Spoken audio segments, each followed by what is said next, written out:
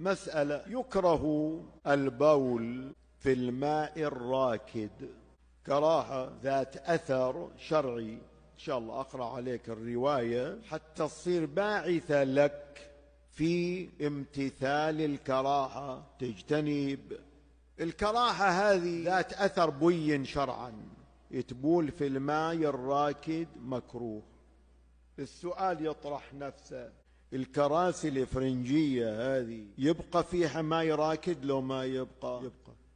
فالإنسان يجي يبول في الماء الراكد، ما الحل؟ خلينا أقرأ عليك الرواية. الرسول صلى الله عليه وآله قال في جملة من المناهي: ونهى أن يبول أحد في الماء الراكد فإنه يكون منه ذهاب العقل.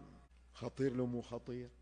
قد واحد يقول احنا سنين نبول ما ذهب عقولنا احنا. صحيح كلامك، الرواية تتكلم في المقتضي ما تتكلم في المانع.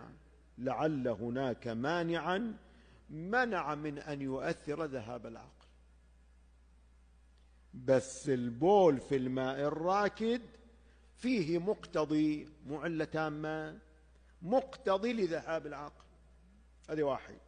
اثنين: وروي أيضا أن البول في الماء الراكد يورث النسيان.